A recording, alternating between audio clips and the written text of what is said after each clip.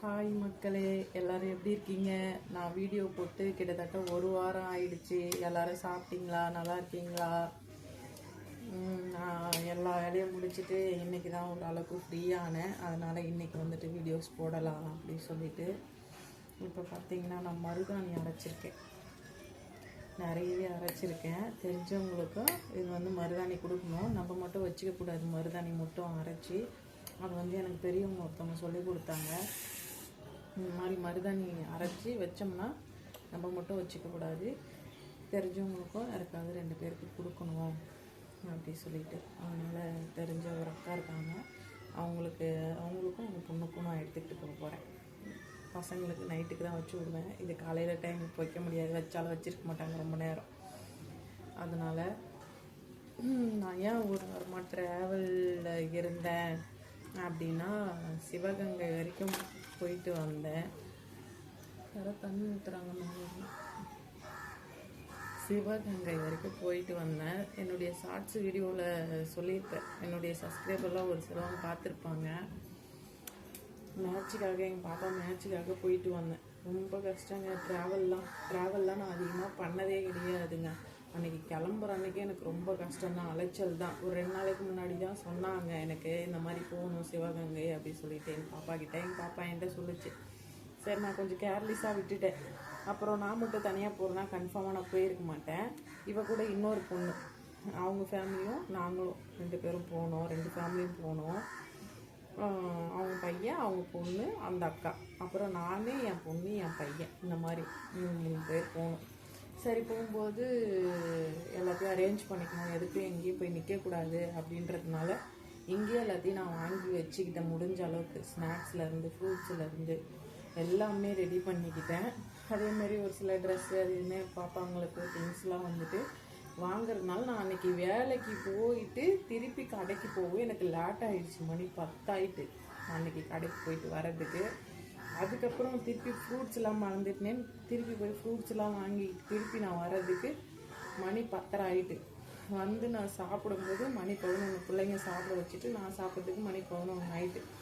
11 மணி ஆகிடுச்சு. அப்புறம் எல்லாத்தையும் எடுத்து வச்சுட்டு படுக்கிறதுக்கு மணி 12 ஆகிட்டு. திருப்பி 4 மணிக்கு எழுந்திரிச்சு சப்பாத்தி செஞ்சு ஒரு 20 சப்பாத்தி செஞ்சு எடுத்துக்கிட்டு பீட்ரூட்டு சட்னி, பீட்ரூட்டு சப்பாத்தி 2 ஒரே ஈக்குவலில் செஞ்சு எடுத்துக்கிட்டு கிளம்பிட்டோம். கிளம்பி ட்ரெயினுக்காக போயிட்டு இன்னொரு ட்ரெயின், ராமேஸ்வரம் போகிற ட்ரெயின் தான் ஏறணும். அதுக்கு சரி, அதனால் அதில் போயிட்டு கொஞ்சம் கம்மி டிக்கெட்லேயே வாங்கிக்கிட்டு போகும்போது பரவாயில்ல, அப்படியே உக்காந்துக்கிட்டு அட்ஜஸ்ட் பண்ணி போயிட்டோம்.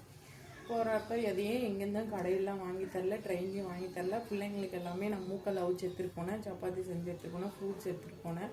இது எல்லாமே பிள்ளைங்களுக்கு அங்கே போகிற வழியெல்லாம் கொடுத்து சாப்பிட வச்சு, அப்புறம் இன்னொரு ஃபேமிலி குழந்தைங்க 2 அழகாக, அவங்க டெல்லியிலேருந்து வராங்க, 3 நாள் ட்ராவல் பண்ணுறாங்க. அப்புறம் நம்ம பிள்ளைங்களுக்கு சாப்பிட வைக்கும்போது அந்த பிள்ளைங்களுக்கும் சாப்பிட வச்சு ஃப்ரூட்ஸ்லாம் இது பண்ணி நாங்கள் அட்ஜஸ்ட் பண்ணி அப்படியே கலந்து சாப்பிட்டு சரின்னு போயிட்டு மணி 8 ஆகிடுச்சு. 2 ஆட்டோ மாறி இருக்கேன், ஒரு பஸ்ஸு மாறி இருக்கேன், 2 ட்ரெயின் மாறி இருக்கேன். ட்ரெயின் இங்கே லோக்கல் ட்ரெயின் பிடிச்சி அங்கே போய்ட்டு இன்னொரு ட்ரெயின், ராமேஸ்வரம் ட்ரெயின் பிடிச்சி அப்புறம் அங்கே போய் சிவகங்கையில் இறங்கி அங்கே ஆட்டோ, வெளியே ஆட்டோ இருந்தால் ஆட்டோ பிடிச்சி பஸ் ஸ்டாப் போயிட்டு பஸ் ஸ்டாப்பில் வந்து காலியூர் போனோம். காலியூர்லேருந்து அங்கேருந்து ஒரு ஆட்டோ பிடிச்சோம், அங்கேருந்து ஸ்கூல் போயிட்டு மேட்ச் வந்து மறுநாள் காலையில் கிட்டத்தட்ட ஒரு 100 பசங்க இருக்குது, ஜென்ஸு லேடிஸ்னு. அதில் பார்த்தா லேடிஸ் பிள்ளைங்க தான் அதிகம், ஜென்ஸு பிள்ளைங்க கொஞ்சம் கம்மி. ஆனால் பார்த்தா ஒரே ஈக்குவலில் இருக்க மாதிரி தான் தெரியுது, ஆனால் அதிகமாக இருந்துங்க. மேட்ச் வந்து அதில் வந்து 12 பேர் தான் எடுப்பாங்களாம். அதில் வந்து பிள்ளைங்க வந்துட்டு அதில் முன் வந்து இது பண்ணணும். அதே மாதிரி எல்லா பிள்ளைங்களுக்கும் வந்துட்டு அவங்கவுங்க வந்து கோச் இருந்தாங்க. பயப்படலை. ஒரு 10 பிள்ளைங்க, ஒரு 7 பிள்ளைங்க, அப்படி தனித்தனியாக அவங்கவுங்க கோச்சிங் கூட, லேடிஸு ஜென்ஸு அவங்கவுங்க கோச்சிங் கூட வந்திருந்தாங்க.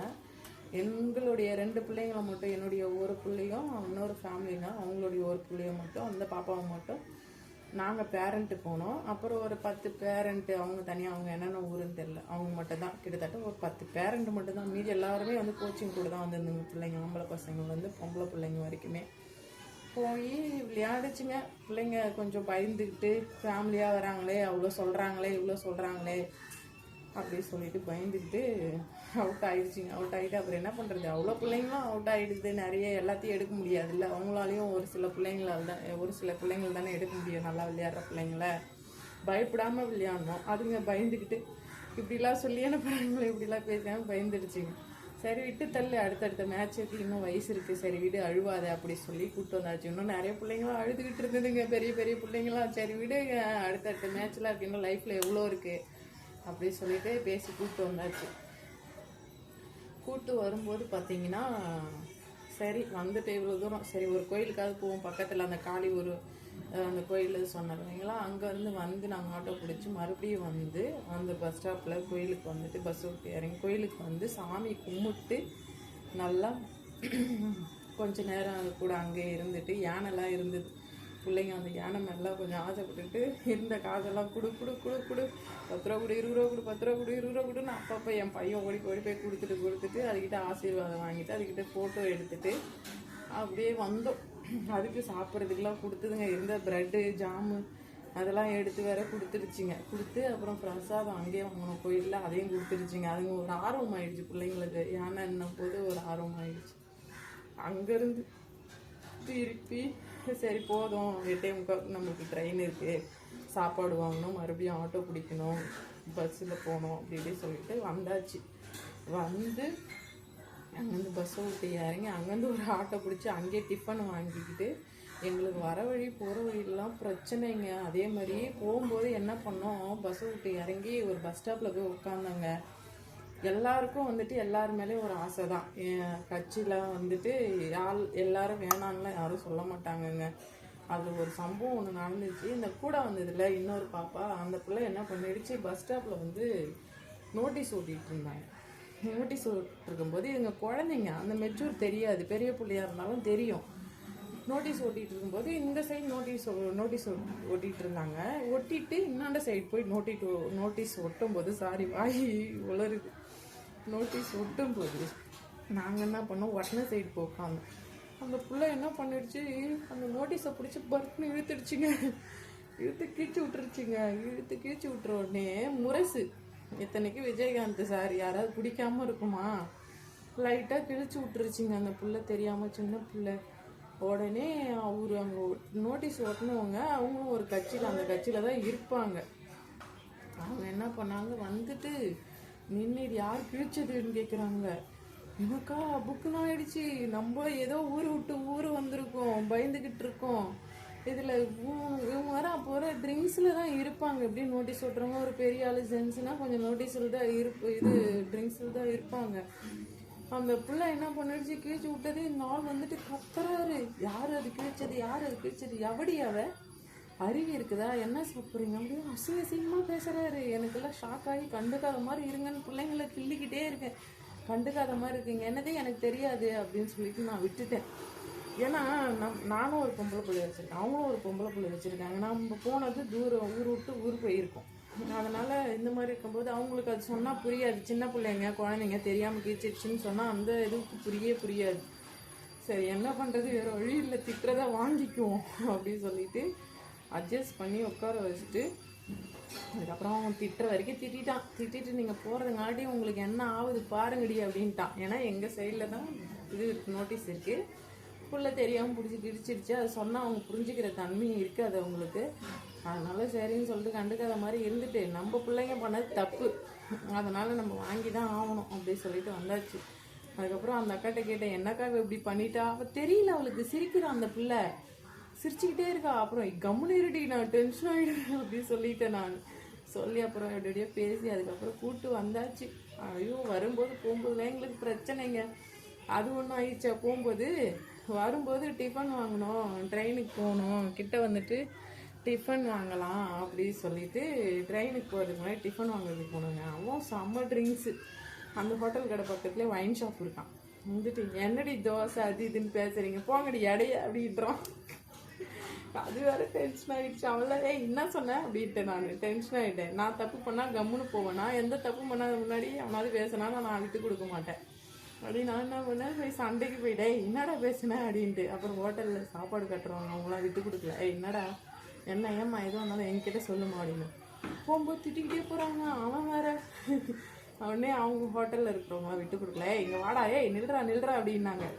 அப்புறம் போயிட்டான் அவன். சரி அவன் குடிக்காரன், அப்புறம் என்ன பண்ணுறது அப்படின்னு சொல்லிட்டு அங்கேருந்து வரும்போது அதே மாதிரி நாங்கள் கம்மி டிக்கெட்லேயே போட்டோம். போகும்போது தான் கொஞ்சம் ஃப்ரீயாக உட்காந்துட்டு தானே போனோம். சரி வரும்போது அதேமாதிரி போட்டுக்கலாம், நைட்டில் யாருக்கு போகிறாங்க 8:45 தானே நம்ம ட்ரெயின் ஏறுறோம் அப்படி சொல்லிட்டு அப்படி ஒரு இது பண்ணி மைண்ட் செட்டில் டிக்கெட் போட்டோம். பார்த்தா யாரவே முடியல. எப்படியே சரி விட்டுட்டா அவ்வளோதான், நம்ம போய் சேர முடியாது சொல்லிட்டு எப்படியே ஏரியாச்சு பிள்ளைங்களை வச்சுக்கிட்டு நிற்கிறதுக்கே இடம் இல்லைங்க, உட்காரதுக்கே இடம் இல்லை. ரொம்ப கஷ்டப்பட்டு நொந்து நூலாகி நூடுல்ஸ் ஆகி ஜூஸ் அப்படியே பிழிஞ்சு விட்ட மாதிரி வந்து 6 மணிக்கு வந்து இறங்கணும். இங்கே இறங்கி அதுக்கப்புறமா வீட்டுக்கு வந்தோம். பயங்கர டயர்ட்னஸ்ஸு, படுத்து செம ஒரு தூக்கத்தை போட்டு நேற்று சாயங்காலம் தான் ஏந்திரிச்சுமே. நேற்று காலையில் வந்துட்டு சாயங்காலம் தான் ஏந்திரிச்சோமே. அதாவது நம்ம பிள்ளைங்களை கூப்பிட்டு போகிறோம், கொஞ்சம் காசு முன்ன பின்ன இருந்தாலும் பார்க்கக்கூடாதுன்றது அப்போ தான் எனக்கு புரிஞ்சுது. ஒரு அளவுக்கு ஃப்ரீயாக உட்காந்துட்டு போகணும். சரி அவங்களும் இன்னொரு ஃபேமிலி வரும்போது அவங்க என்ன பண்ணுறாங்களோ நம்மளும் அதை தான் பண்ணி ஆகணும். ஏன்னா அவங்க கூட நம்ம போகிறோம், நம்மளையும் அவங்க வந்துட்டு சேஃப்டியாக கூப்பிட்டு வராங்கன்னும் போது நம்ம அவங்க இது பண்ணி தான் ஆகணும் அப்படின்ட்டு ஒரு அளவுக்கு அப்படியே வந்தாச்சுங்க. ஆனால் ஒன்றுங்க, காசு கம்மியாக அவங்க மட்டும் எங்கேயாவது தூரமாக போகணுன்னா அந்த மாதிரி யாரும் டிக்கெட் போட்டுறாதீங்க. காசு முன்ன போய் ஆனாலும் பரவாயில்ல, நம்ம ஃப்ரீயாக போயிட்டு ஃப்ரீயாக வரணுன்ற அளவுக்கு டிக்கெட் போட்டுங்க. ஏன்னா கால் நீட்டுறதுக்கோ உட்கார்றதுக்கோ எங்களுக்கு இடமே இல்லை. ஒருத்தவங்க ஒரு ஸ்டாப்பிங்கில் இறங்கும்போது அதுக்கப்புறம் தான் பிள்ளைங்களை உட்கார வச்சோம். 9:45 ட்ரெயின் ஏறணும். தாம்பரம் வந்துட்டு 4 மணிக்கெலாம் வந்து இறங்கிட்டோம். ட்ரெயின் வந்து ஃபாஸ்ட்டாக வந்துருச்சு. இல்லை இன்னும் 8 மணி ஆகும் 9 மணி ஆகும்னா எங்களால் ஒன்றுமே பண்ணியிருக்க முடியாது. தாம்பரம் வந்துட்டு அது அந்த சொன்ன இல்லைங்களா 8:45 ட்ரெயின் ஏறணும். ஜென்ஸ்லாம் 3 பேர் 2 பேர் மேலே உட்காந்துருப்பாங்க. ஒரு இதுக்கும் கீழே வந்துட்டு 5 பேர் உட்காந்துருக்காங்க. அந்த கீழே நடக்கிற வழியெல்லாம் பார்த்தா எல்லாம் சாப்பிட்டு படுத்திட்டு இருக்காங்க, உட்காந்துருக்காங்க. நிற்கிறதுக்கு இடம் கிடையாது. பிள்ளைங்களை வேறு வச்சுட்டு ஏறிட்டு வேறு வழி இல்லை. எப்படியோ அட்ஜஸ்ட் பண்ணி வந்து சேர்ந்தாச்சு. 4 மணிக்கு தாம்பரம் வந்து இறங்கினா அங்கே ஃபுல்லாக பார்த்தா தாம்பரத்துலேயே ட்ரெயினில் ஃபுல்லாக ரஷ்ஷாக இருக்குது. உட்காரதுக்கு அங்கேயும் இடம் கிடையாது எங்களுக்கு. அங்கேருந்து வந்து அதுலேயும் நின்றுக்கிட்டே சரின்னு வந்துட்டோம். 4 மணிக்கு இந்த ஜனங்கள்லாம் எங்கே தான் போகிறாங்க வராங்கன்னே தெரியல. அதுக்கப்புறம் வந்து இறங்கி வீட்டுக்கு வர்றதுக்கு மணி 6 ஆகிட்டு. 6 ஆனவுடனே வந்து பாலை வாங்கிட்டு வந்து ஒரு டீயை போட்டு தலைவலிக்கு குடிச்சிட்டு எல்லாத்தெல்லாம் வந்துருச்சு. தலைவலி வந்துருச்சு, கை கால் வலி வந்துருச்சு, எல்லா வலியும் வந்துருச்சு. வந்து அதுக்கப்புறம் படுத்து நல்லா தூங்கி ரெஸ்ட் எடுத்து சுடு தண்ணி போட்டு குளிச்சுட்டு அப்புறம் தான் ஒரு அளவுக்கு கொஞ்சம் நேற்று சாயங்காலம் ஒரு அளவுக்கு நார்மலாகணும். இன்றைக்கி காலையில் தான் இன்னும் கொஞ்சம் நார்மலாக பெட்டராக தெரியுது இன்றைக்கி. அதனால தான் சரி இன்றைக்கி வீடியோ போட்டுருவோம் சொல்லி பேசி வீடியோ போட்டுருவோம் போட்டுட்டோம். எல்லாருக்கும் பாய்.